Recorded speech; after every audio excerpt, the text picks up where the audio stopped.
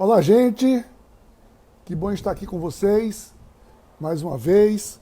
É mais um programa aqui, né? Seja muito bem-vinda, muito bem-vindo, você que está aqui se juntando. Deixa eu ajeitar aqui um pouco mais, né? Nós estamos aqui, você pode estar pegando esse programa a qualquer horário, como eu tenho dito, né? Mas nós estamos transmitindo hoje é dia 11 de junho de 2020, tá? Quando a gente for ver isso lá na frente, né? Vai ficar gravado, aí está aqui registrado, em plena pandemia. Nós estávamos aqui juntos, né? Na Palavra de Deus.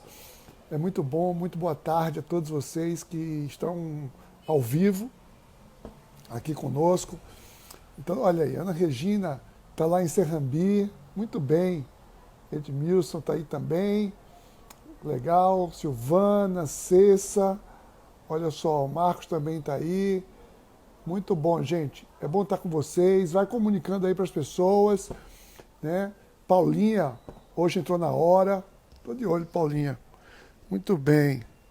Olha, muito bom, né? Tarde abençoada. Gente, eu cheguei correndo agora, correndo, vocês nem imaginam. Fui lá, tinha ido lá em Piedade, que a gente foi entregar lá um negócio ali em Piedade e teve um acidente, não sei o que foi. Eu sei que a gente levou, né, 1h15 para vir lá de Piedade para cá. Eu acabei de entrar em casa aqui, assim, quando eu fechei tudo aqui, assim, liguei o celular, preparei tudo, quando eu vim, estava aqui, né? 16h59. Graças a Deus. Deu tempo, né? Estamos aqui. Olá, Michele. Que bom você aqui conosco. Está faltando Vivi. Cadê Vivi? Uma menina querendo se matar foi lá em Piedade? Eu não vi a notícia, não. Eu sei que estava completamente parado. O trânsito lá em Piedade está completamente parado, completamente parado. Então foi 1h20 que eu levei ali de Piedade para cá, né? Assim, e a gente veio pelo Waze, né? Seguindo o Waze, aí entrou por Cajueiro Seco, enfim, estou aqui, né? Então, muito boa tarde a todos que estão aqui também, agora, nesse momento, né? Uma alegria. Hoje vamos seguir aqui com esse estudo no livro de Atos. Esse livro está me fascinando, cada vez que eu leio esse livro de Atos, ele me fascina, né? É sempre um desafio, uma história nova. E olha, ontem nós vimos aqui, né, o capítulo 8 e na sequência nós hoje estamos no capítulo 9. Né? Depois do capítulo 8 vem o capítulo 9. Então vamos seguir, todos vocês. Olha, a Vivi está na área, Ana Lúcia, que bom. Né? Tia Musa entrou também, aqui, Rodolfo, muito bom. Rodolfo, cadê Renatinha? Fala pra Renatinha se ligar aí também. Não? Porque não é possível que ela tenha cortado o cabelo de senhorita de novo hoje. Liz está conosco também. Vamos lá. Gente, olha, fazer o seguinte. Vamos orar, né? A Musa dando tchauzinho. Olha, vamos orar, aquietar. Na verdade, eu preciso aquietar hoje. Eu cheguei agitado aqui assim. Mas vamos orar nesse momento para a gente aquietar. Pai, em nome de Jesus, queremos nos colocar diante da Tua palavra, aquietar, Senhor Deus, diante do Teu Espírito.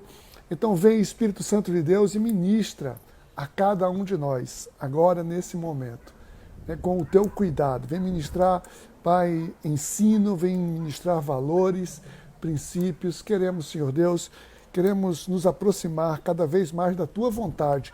E sabemos que fazemos isso quando nós entendemos e nos aproximamos da Tua palavra. Muito obrigado, Pai, por essa tarde. Obrigado por cada vida que está aqui, Senhor Deus, cada família, cada lar. Nós te agradecemos por tudo isso, Deus, em nome de Jesus. Amém. Amém. Muito bom, gente. Olha só. Então vamos lá, vamos seguir aqui a gente.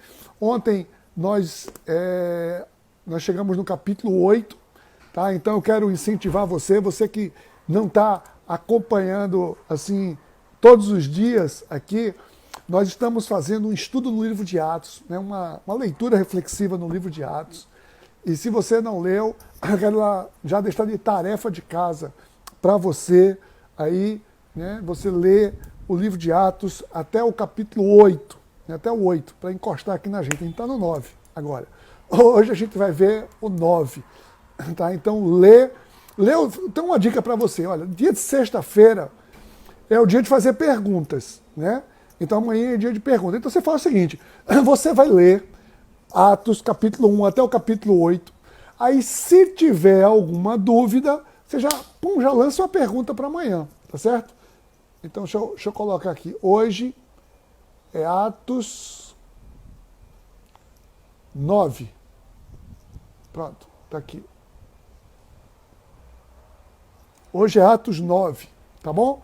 Então, é isso aí. Se você, porventura, não está acompanhando, lê os capítulos anteriores, lê o capítulo do 1 ao 8, rapidinho, curto, tá? E você lança suas perguntas, faz sua pergunta para amanhã. Amanhã a gente vai estar aqui, amanhã é dia de sexta-feira, de a gente responder perguntas, tá bom, gente?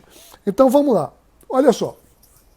A gente viu, só dando uma contextualizada aqui, a gente viu ali no capítulo 8, né, a perseguição em Jerusalém, está rolando frouxo, né, está todo mundo na maior perseguição, e alguns discípulos, eles saem para as cidades circunvizinhas, sobretudo para a região ali, de toda a região da Judéia e de Samaria, e o evangelho cresce ali, né, e nós vimos que no capítulo 8, logo no comecinho, mostra Saulo de Tarso, ele consentindo ali a morte de Estevão apedrejado. Mas o evangelho cresce, né, em Samaria. A gente viu ali com Filipe, sobretudo com Filipe. Depois Pedro e João foram lá dar uma força também. Tá? Mas aí a gente chega aqui no capítulo 9 agora. E no capítulo 9 é muito interessante, que mostra o seguinte, mostra, né, o momento da conversão de Saulo. Na verdade, ó, se você está acompanhando aqui essas lives, quando a gente estava lá, isso há 2 semanas atrás, a gente estava numa série, ainda no mês passado, no mês de maio, a gente estava numa série de encontros com Jesus. Um dos encontros foi com Paulo, aqui Saulo, quando ele teve esse encontro com Jesus. Então a gente falou um pouco, né? Nós falamos aqui sobre esse capítulo, sobre uma parte desse capítulo 9, quando a gente fala, não sei se alguém estava aqui e se lembra, se acompanhou aquele estudo que a gente fez, né, de um encontro de Jesus com Saulo, tá? Com Saulo que veio a se tornar Paulo.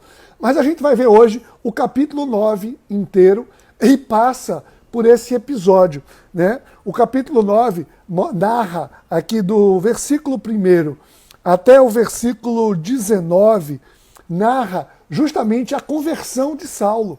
Né, tem toda a narrativa de como se deu a conversão de Saulo. Tá? Uma história assim bastante conhecida e a gente teve uma oportunidade de ir mais detalhadamente aqui. Isso há cerca de 2 semanas atrás, eu não me lembro bem como é que foi. Mas a gente vai dar uma repassada aqui nessa conversão de Saulo e seguir vendo as outras partes aqui, né, dessa passagem de Saulo, que aconteceu com Saulo ali em Damasco, inclusive depois da conversão dele. Tá? Diz o seguinte, que nos versículos 1 e 2, mostra ainda, né, que tem uma palavra, vê só, eu vou ler aqui um pedaço e a gente vai ver aqui, depois a gente vai detalhar. Diz assim, olha só, essa parte da conversão de Saulo diz assim, enquanto isso, né, Saulo ainda respirava ameaças de morte contra os discípulos do Senhor. Dirigindo-se ao sumo sacerdote, pediu-lhes cartas para as sinagogas de Damasco, de maneira que, caso encontrasse ali homens ou mulheres que pertencessem ao caminho, pudesse levá-los presos para Jerusalém. Em sua viagem, quando se aproximava de Damasco, de repente brilhou ao seu redor uma luz vindo do céu. Ele caiu por terra e ouviu uma voz que dizia, Saulo, Saulo, por que você me persegue? Saulo perguntou, quem és tu, Senhor? Ele respondeu, sou eu, Jesus, a quem você persegue. Levante-se, entre na cidade, alguém lhe dirá o que você deve fazer. Os homens que viajavam com Saulo pararam emudecidos. ouviram a voz, mas não viam ninguém. Saulo levantou-se do chão e, abrindo os olhos, não conseguia ver nada. E os homens o levaram pela mão até Damasco. Por 3 dias ele esteve cego, não comeu nem bebeu. Então vamos dar uma paradinha aqui e vamos ver, né, essa parte aqui, alguns detalhes que podem chamar a atenção. Tem alguns detalhes que chamam a minha atenção, talvez você vai se pegar a outros detalhes quaisquer também. O importante é isso, é que a gente esteja lendo a Bíblia atento aos detalhes. Né? Cada palavra, as palavras não estão ali à toa. As palavras têm um motivo para elas estarem aqui. E vê só, me chama muito a atenção, logo nos versículos 1 e 2, quando diz assim, ó, Saulo ainda respirava ameaça de morte contra os discípulos. Vê que maldade. Vê que coisa assim, né? Respirava ameaça de morte. Ou seja, ele tinha visto Estevão sendo apedrejado, né? Ele tinha ali brutalmente, a gente vê no capítulo anterior, a gente viu lá que ele estava ali devastando os cristãos, e ele estava ainda, e aí diz o versículo que ele respirava a ameaça de morte. A pessoa, é aquela pessoa que está ali, né, imbuída de um propósito de custa o que custa. A vida não vale nada. A vida dessas pessoas não vale nada. Então ele vai até as autoridades de Jerusalém e disse, ó, me manda carta de recomendação, eu vou lá em Damasco. E aí, se eu chegar em Damasco e ver alguém que está nesse negócio aí, nesse caminho torto, para ele era torto, eu quero prender. E os caras deram para ele as cartas de recomendação, tá? E ele vai, então, que ele queria levar as pessoas presas para Jerusalém. E aí, aqui no versículo 3, diz o seguinte, naquele momento, né, da sua viagem, aqui diz que, né, eu vejo uma coisa tão importante aqui, diz assim, quando se aproximava de Damasco, brilhou ao seu redor uma luz vinda do céu. Ou seja, não brilhou no horizonte, não brilhou lá longe, ao redor de Paulo. Então fica imaginando, entra na cena, imagina a situação. Você está vendo ali uma pessoa e uma luz brilha ao seu redor. Ou seja, é como se aquele foco de luz desse em cima da pessoa, dizendo, ó, é contigo. Né? O meu negócio aqui é contigo que eu quero. Então foi lá uma luz ao redor dele. Tá? Tanto que tinha muita gente do lado, mas a luz brilha ao redor dele. Tá? Então fez, naquele momento ali, no versículo 4, fez com que ele fosse confrontado. Vê só, no versículo 4 diz assim, ele caiu por terra e ouviu uma voz, Saulo, Saulo, por que você me persegue?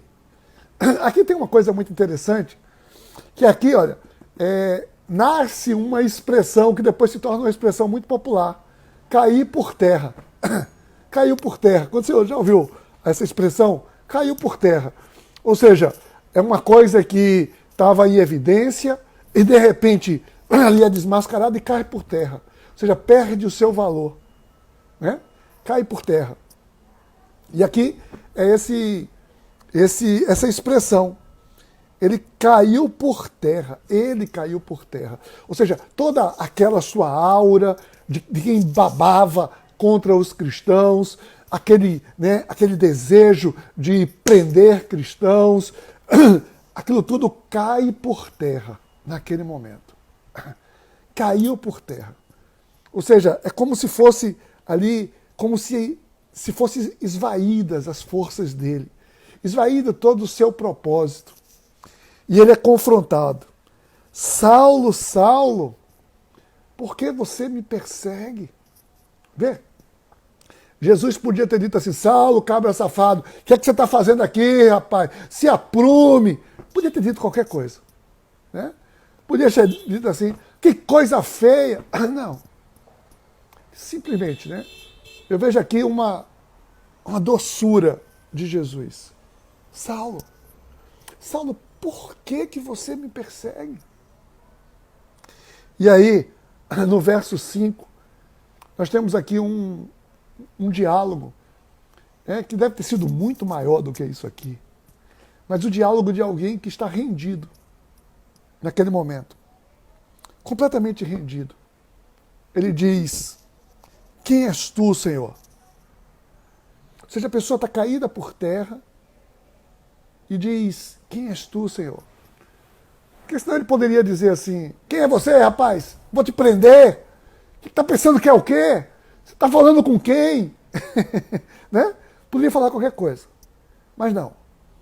Eu creio que ali ele foi embebecido por aquela luz. Ele foi tomado por aquela aura, por aquela expressão ali, por aquela voz amorosa diante dele. E naquele momento ele disse simplesmente: eu sou Jesus. Eu sou Jesus. Eu sou aquela pessoa a quem você está perseguindo. Você está perseguindo as pessoas que estão comigo. Então ele diz, né, é que dá um input, dá uma ordem para ele. Ele diz assim: levante-se, entre na cidade e alguém lhe dirá o que você deve fazer. Ora, só uma pessoa completamente rendida vai, na situação de Saulo, vai receber ordem de uma luz, de uma voz. Né? Ele estava completamente rendido. Ele devia estar dizendo ali, ele disse: quem és tu, Senhor? Ele reconhece que é o Senhor. Ele reconhece naquele momento. Olha, ele era um homem que guardava a lei. Ele era um judeu, né, doutor da lei, fariseu. Mas ele se rende naquele momento de uma maneira diferente. E a voz diz que é Jesus. Se apresenta como o próprio Jesus. E ele diz: o que, né, eu vou fazer o que você quiser. Eu estou rendido aqui. E Jesus disse: levante-se, entre na cidade de Damasco. Alguém lhe dirá o que você deve fazer. E eu acho interessante que o versículo 7, imagina só, imagina você é um acompanhante de Saulo. Você nessa história aqui está lá de coadjuvante, né? Coadjuvante. Porque você podia se imaginar também na posição de Saulo, né? Muitos de nós aqui podem se imaginar na posição de Saulo.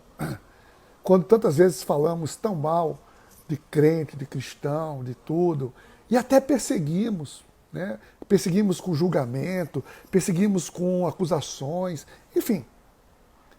E de repente tivemos um encontro. Tá? A gente pode se imaginar nessa posição, mas eu queria que você se imaginasse agora na posição de quem está do lado, vendo aquilo tudo. O queixo caiu, né?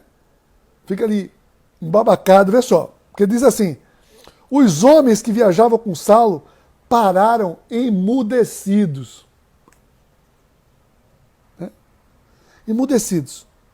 Eles ouviam a voz, mas não estavam vendo ninguém. Eles deviam estar vendo aquela luz, ouvindo a voz, e não estavam vendo ninguém. Os caras ficaram paralisados. Eu fico imaginando que medo que aqueles caras ficaram.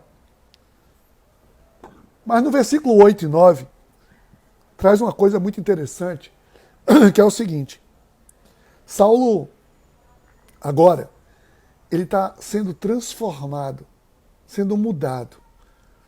E aqui começa a mudar pela sua visão, né? A visão. A visão é aquilo que a gente enxerga. A visão é o nosso objetivo, é para onde a gente está olhando, para onde a gente deve ir, para onde a gente quer ir. E aqui diz o seguinte: Saulo levantou-se do chão e, abrindo os olhos, não conseguia ver nada. Não conseguia ver nada. Abrindo os olhos, ele abriu os olhos e não via nada. Ou seja, ele não enxergava mais aquilo que ele enxergava antes. Ele não tinha mais aquela sede de perseguir cristãos.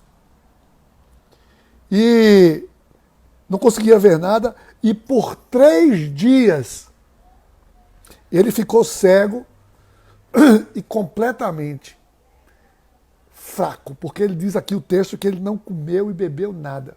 3 dias. Naquele momento ele devia estar tão constrangido diante de Deus que ele não comia, não bebia mais nada. Ele estava ali completamente,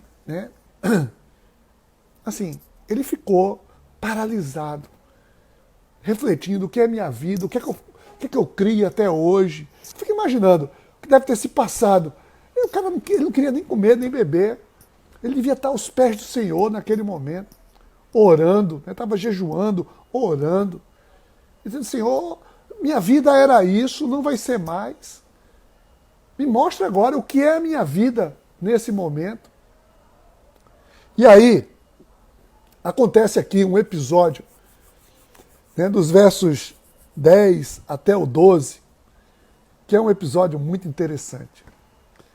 Faz um parêntese aí, um break. Paulo está lá, Saulo está lá, 3 dias em algum lugar, lá em Damasco.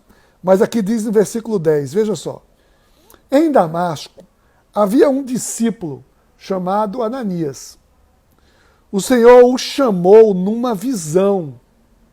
Ananias, ou seja, era um discípulo. E o Senhor o chama numa visão. E ele, uma pessoa, era um discípulo que tinha intimidade com o Senhor, porque ele disse: eis-me aqui, Senhor. O Senhor está chamando, eis-me aqui. E o Senhor disse: vá à casa de Judas, na rua chamada Direita, e pergunte por um homem de Tarso, chamado Saulo. Ele está orando. Olha aqui, tá vendo? O Senhor falando que ele estava orando. Ele estava jejuando e orando. Numa visão, viu um homem chamado Ananias chegar e impor-lhe as mãos para que voltasse a ver. Vê que coisa linda aqui.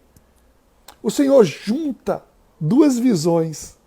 Ele chega para Ananias em visão e diz: Ananias, você vai à casa de um homem que está orando, e aquele homem ali, ele em uma visão, ele viu um homem chamado Ananias impondo as mãos sobre ele, para que ele voltasse a ver. E o Ananias é você. E é você que vai cumprir isso. Vê que coisa maravilhosa. Deus te chamando para um propósito. Deus está te chamando. Está chamando aqui. Ana Regina, olha, Ana Maria, Tereza, sei lá. Quem mais está aqui? Vivi.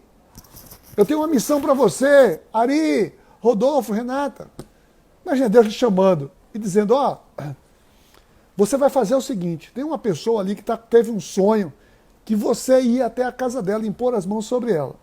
Só que tinha um detalhe. Ananias sabia quem era Saulo. Ananias conhecia a fama de Saulo. E Ananias, ele fez o que qualquer um de nós reagiria se soubesse a fama de Saulo. Uma coisa é Deus chegar assim: eu quero que você vá ali. Sim, Senhor. Eis-me aqui, foi o que Ananias disse, eis-me aqui. Mas quando o Senhor disse: eu quero que você vá na casa daquela pessoa que não vale nada, aquela pessoa que não presta. Sabe o que Ananias fez? Ananias disse: Senhor, não é possível não. Olha só, Senhor, eu tenho ouvido muita coisa a respeito desse homem e do modo que ele tem feito aos teus santos em Jerusalém. Ele chegou aqui com autorização dos chefes dos sacerdotes para prender todos os que invocavam o seu nome. Ananias, crente que estava abafando, porque passado 3 dias, ele soube já lá as fofocas todas que vinha de Jerusalém. Ele já estava sabendo de tudo, alguém deve ter dito: se prepara aí que está indo Saulo o terrível pegou a autorização, está indo aí para Damasco. Se prepare. Ananias deve ter ouvido, deve ter corrido. Recebeu um WhatsApp lá no grupo que ele estava, no grupo com o pessoal de Jerusalém. O pessoal mandou a mensagem para ele.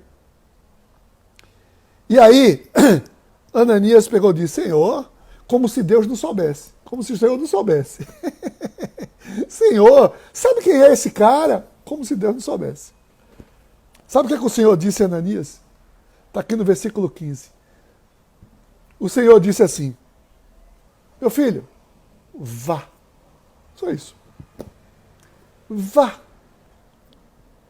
Esse homem é meu instrumento escolhido para levar o meu nome perante os gentios e seus reis, perante o povo de Israel.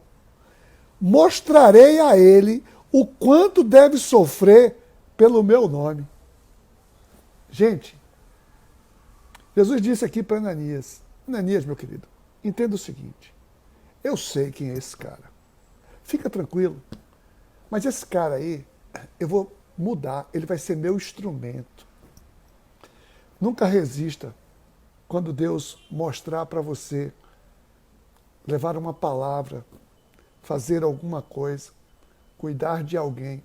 Você pode estar se recusando, você pode estar desobedecendo a alguém que Deus quer usar de maneira poderosa, como usou Saulo. Percebe aqui?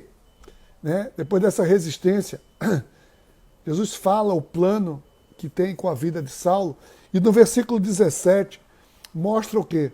Diante daquilo, Ananias, completamente obedeceu. Como é Deus? Mas Senhor, Jesus, que história é essa? Quando Jesus disse, fica tranquilo, eu sei o que eu estou fazendo, só confia e vai, ele foi. O verso 17 diz assim, então Ananias foi. Percebe? O verso 15 disse, vá. E agora, verso 17 diz, foi. Simples assim. Entrou na casa, pôs as mãos sobre Saulo e disse o quê? Como é que ele chamou Saulo? Chamou irmão Saulo. Vê que lindo. Ele não disse, eu estou aqui porque Jesus mandou, viu? Por mim eu não estava aqui, não. Não é assim, né? Que a gente diz, né? Às vezes, eu estou aqui em obediência. Ah, não. Ele chegou lá, disse, irmão Saulo. Eu estou te chamando de irmão porque o Senhor Jesus, que lhe apareceu no caminho de onde você via, me enviou para que você volte a ver e detalhe, e seja cheio do Espírito Santo. Irmão Saulo. Para mim a melhor parte aqui. Irmão Saulo. E aí, o verso 18 e o 19 mostra uma nova visão que esse homem teve. O verso 18 e 19 diz que imediatamente, olha, Ananias impôs as mãos para que ele fosse cheio do Espírito Santo, imediatamente. Algo como escamas caem dos olhos de Saulo, e ele passou a ver novamente. Levantando-se, foi batizado, e depois comeu, recuperou as forças. Saulo passou vários dias com os discípulos em Damasco. Gente, uma nova visão agora. Escamas caem dos olhos dele. E ele agora tem uma nova visão. Ele está vendo algo diferente. Ele está vendo agora um novo sentido para a vida dele. Ele está enxergando agora uma outra perspectiva. É assim que acontece com alguém que tem um encontro transformador com Cristo. É como se escamas caíssem dos seus olhos e agora você está enxergando diferente, aquilo que você não conseguia ver. E ele ficou vários dias com os discípulos em Damasco. Muito provavelmente, cheio de humildade, ali sendo discipulado. Né? O versículo 20, aí virou o jogo. agora. Virou o jogo. Vê que mudança.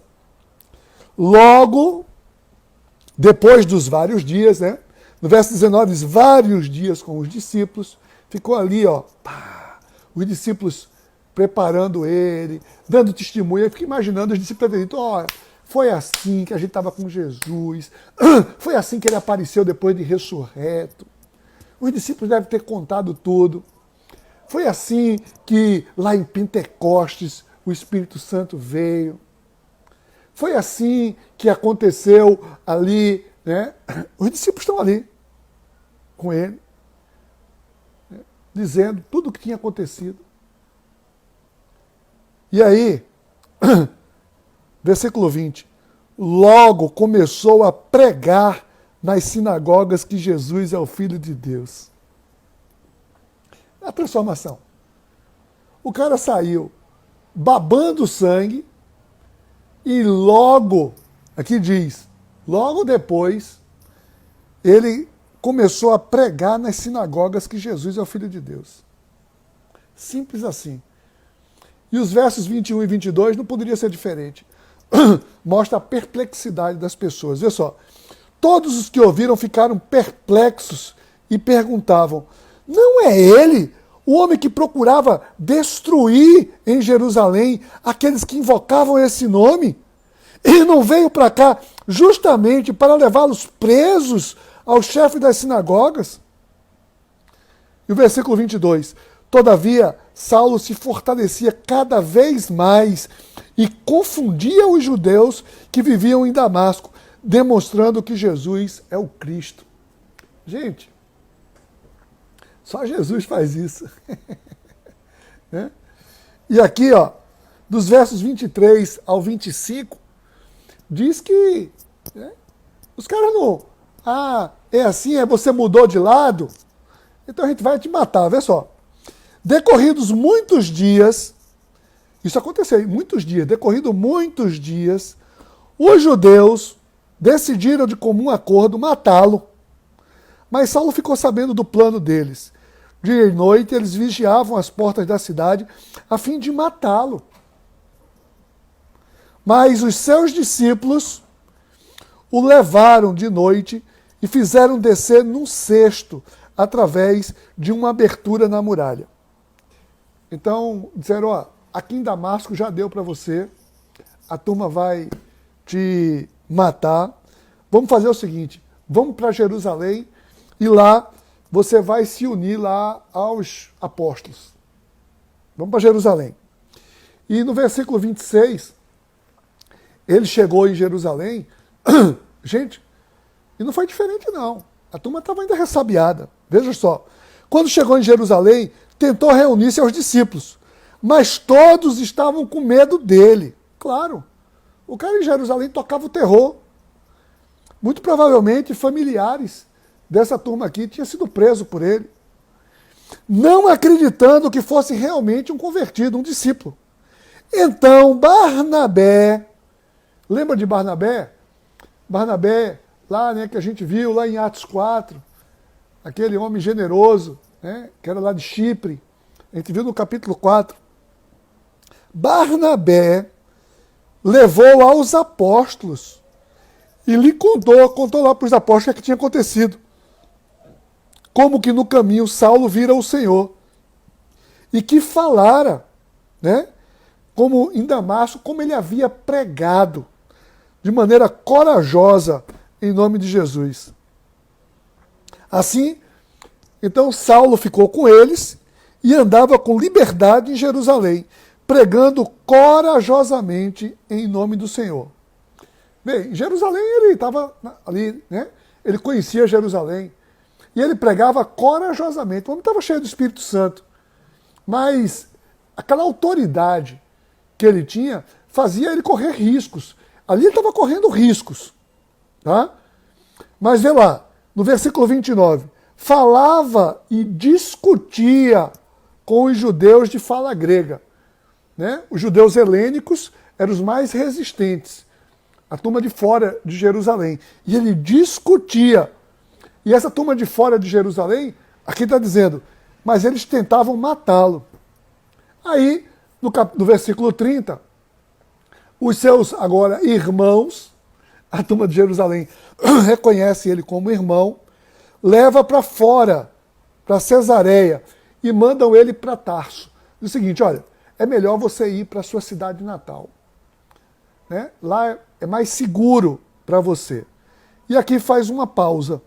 Né? Aqui dá uma pausa na história de Saulo. Ele volta para Tarso. E aí, o versículo 31 diz que depois disso tem um período de paz ali. Período de paz. Agora, vê só comigo, vê o versículo 31, diz assim, a igreja passava por um período de paz em toda a Judéia, Galiléia e Samaria. E se edificava, e encorajada pelo Espírito, crescia em número, vivendo no temor do Senhor. Aqui para mim tem uma equação muito simples. A equação é, né, vivendo em temor, encorajada pelo Espírito, resultado, ela era edificada e crescia em números. Percebe aqui? É o que está dizendo no versículo 31. É uma equação muito simples. Tá? Ela, vivendo no temor do Senhor, ela estava encorajada. Tá? Aí, vem nos capítulos 30, do versículo 32 até o 35, tem um episódio muito interessante, que é a cura de um paralítico. Eu vou ler aqui para vocês. Viajando por toda parte, deu uma pausa lá em Saulo. Viajando por toda parte, Pedro foi visitar os santos que viviam em Lida.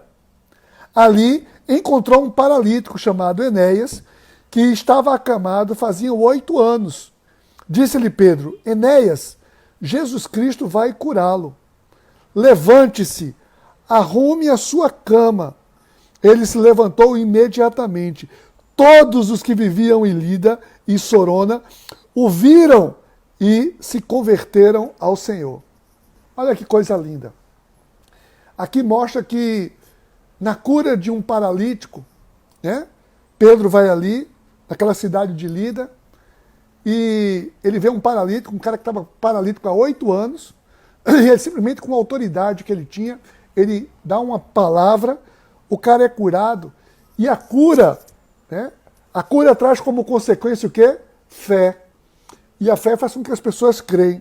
E aqui está dizendo que todos que viviam ali, naquele povoado de Lida e Sorona, o viram e se converteram ao Senhor. E aí, logo depois no versículo 36, mostra que... né, agora ele tinha curado ali, e num vilarejo, numa cidade próxima daquele vilarejo, na cidade de Jope, que mostra o seguinte, vê só, versículo 36. Em Jope havia uma discípula chamada Tabita, que em grego é Dorcas, que se destacava a praticar boas obras e a dar esmolas. Naqueles dias, ela ficou doente e morreu. E o seu corpo foi levado e colocado num quarto no andar superior. Lida ficava perto de Jope. Né? E quando os discípulos ouviram falar que Pedro estava em Lida, mandaram-lhe 2 homens dizer, não se demore a vir até nós. Ou seja, a turma estava ali em Jope e uma mulher bondosa, ela morreu, né? Dorcas, que também era chamada Tabita, né? Que ela vivia em Jope, ela morre. E ela manda chamar, justamente chamar Pedro. Aqui Jope, vocês lembram, Jope é uma cidade portuária. Jope aparece também no Antigo Testamento, lá no livro de Jonas. Né? Quando diz que Jonas, ele sai e desce para Jope e pega ali uma embarcação, né? E ele queria fugir de Nínive. Tá? Então foi lá em Jope que ele estava, é uma cidade portuária ali na região de Jerusalém, próximo a Jerusalém. Aí no verso 39, aqui, tem uma coisa muito interessante. Pedro ouviu aquilo ali e vai até o encontro. Olha, Pedro foi com eles e quando chegou, foi levado para o quarto no andar superior. Todas as viúvas o rodearam, chorando e mostrando-lhe os vestidos e as roupas que Dorcas tinha feito quando ainda estava com elas. Ou seja, Dorcas era uma mulher muito generosa. Aqui não fala se Dorcas era viúva, mas estava com as viúvas, mas diz o seguinte, ela trazia assistência às viúvas. Ou seja, ela era uma pessoa que cumpria os mandamentos, apoiava as viúvas estavam chorando. Morreu uma mulher muito boa aqui. E aí, naquele momento, Pedro, os versículos 40 e 41, está quase acabando. Pedro, ele fez sabe o quê? Pedro, ele se colocou como todos nós devemos nos colocar, como imitadores de Cristo. Vem comigo aqui, acompanha. Como Pedro aprendeu direitinho e imitou Jesus. Pessoal, no verso 40 diz assim, Pedro mandou que todos saíssem do quarto, depois ajoelhou-se e orou. Voltando-se para a mulher morta, disse, Tabita, levante-se. Ela abriu os olhos e, vendo Pedro, sentou-se. Tomando-a pela mão, ajudou-a e pôs-se em pé. Então, chamando os santos e as viúvas, apresentou-a viva. Gente, esse é um texto, né, que traz uma semelhança tão grande com alguns milagres que Jesus realizou. E aqui, muito parecido com a ressurreição da filha de Jairo, né? Jesus mandou que as pessoas ali saíssem, né? Saiam daqui. Jesus dá uma ordem para ela, para a menina, disse, Talita, ali era Talita, aqui é Tabita, né? Mas a coisa não tem nada a ver com a outra. Talita, que era menina, levante-se, aqui diz Tabita, né? Que era, aqui no caso era o nome dela, disse, levante-se. Era o nome dela em hebraico, o nome de Dorcas. Dorcas era o nome grego. Ele disse, Tabita, levante-se. E depois ele a toma pela mão, a mesma coisa que Jesus fez com a filha de Jairo, e depois entrega a filha de Jairo viva. E aqui diz, apresentou-a viva. E aí o versículo 42 mostra o propósito de um milagre. Vê só, esse fato se tornou conhecido em toda a cidade de Jope, e muitos creram no Senhor. Ou seja, para isso serve o milagre, para que muitos venham a crer. E aí depois no versículo 43 ainda diz que Pedro ficou em Jope durante algum tempo com um curtidor de couro chamado Simão. Mas isso vai continuar depois. Gente, esse capítulo 9 é um capítulo intenso, né? Tem muitas coisas aqui. Mas eu queria destacar algumas dessas coisas como lições aqui para a gente hoje. Eu queria que você guardasse em seu coração algumas lições, certamente você já tem algumas delas para você. Mas eu olhando aqui, olhando agora nessas passagens, eu vejo pelo menos uma meia dúzia de lições muito boas aqui. A primeira é que uma lição clássica com esse texto de Saulo é que não importa quem você tenha sido, o Senhor transforma. Não importa quem você tenha sido, não importa quem você esteja vendo, pessoa mais deplorável às vezes, Deus transforma. Deus transforma. E digo mais, Ele não transforma aquela pessoa simplesmente para a pessoa ser transformada. Deus transforma com o propósito de usar a pessoa. Sempre Deus quer usar aquela pessoa. Então se você, presta atenção, se você ainda não é uma pessoa transformada, eu não tenho nenhuma acusação na sua vida. Mas eu quero dizer, o Senhor pode transformar a sua vida. Então somente creia. Agora eu digo para você, se você é uma pessoa transformada, eu quero dizer uma coisa, ele quer te usar. Ele não te transformou à toa. E é preciso você entender aonde é que o Senhor quer te usar. Senhor, usa-me.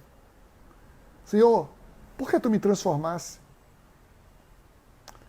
E aqui a gente tem uma outra lição, é que Saulo, ele não resistiu ao Senhor.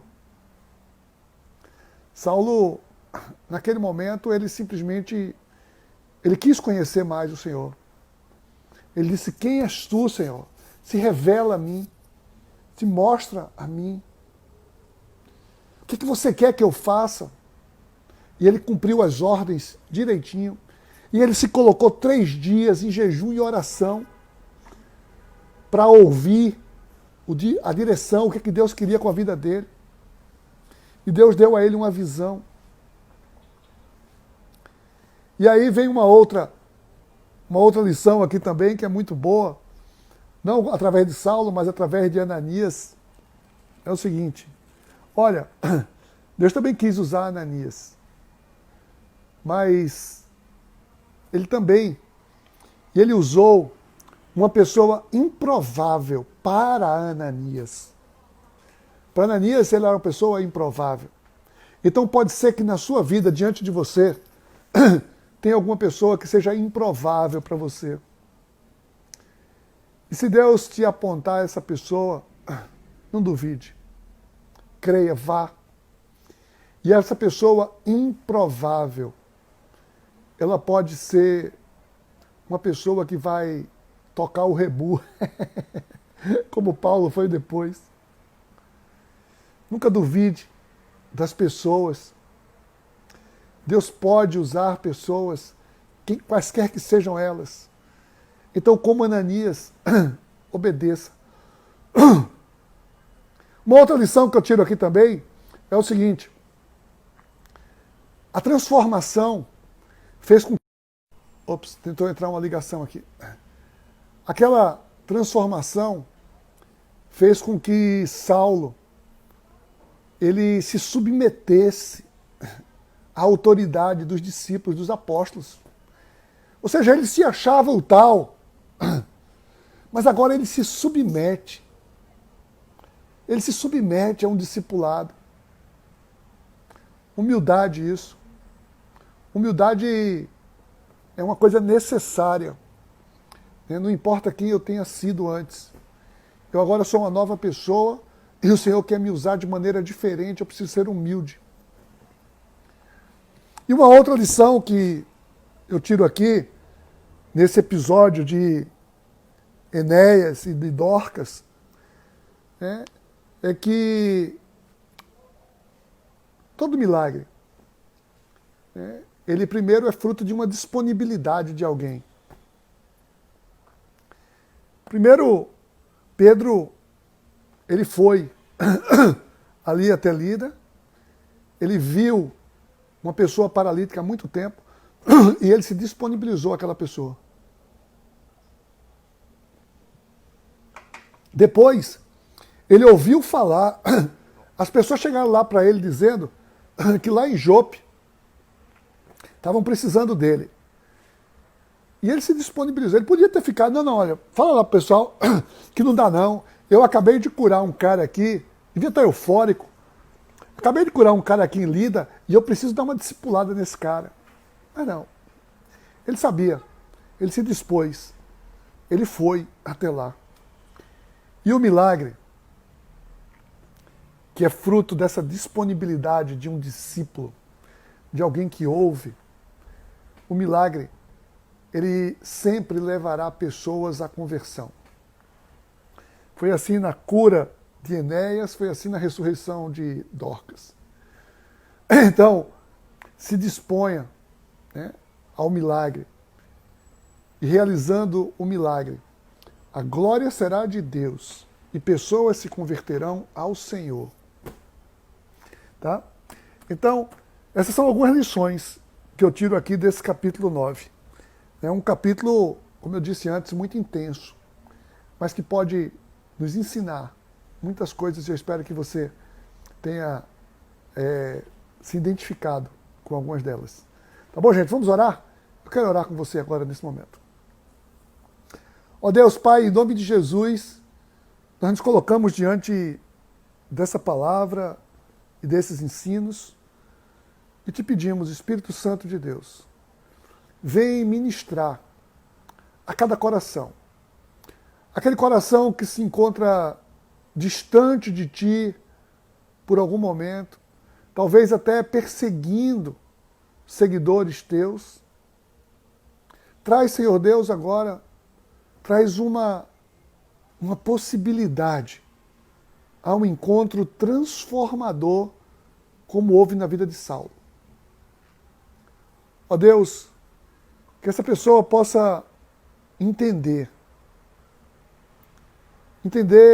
o desejo de te conhecer mais e possa te perguntar frente a frente: quem és tu, Senhor? E o que é que tu queres com a minha vida? Ó Senhor, vem e traz a cada pessoa que já viveu um dia essa transformação.